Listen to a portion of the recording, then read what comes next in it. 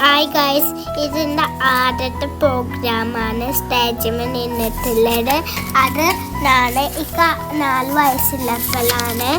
അത് ഞാൻ സോങ്ങും പാടി ദുബായിത്തെ മനസ്സിലെ പരിപാടിക്ക് അത് നിങ്ങൾക്കും കൂടി കാണിച്ചു തരാൻ വിചാരിച്ചു.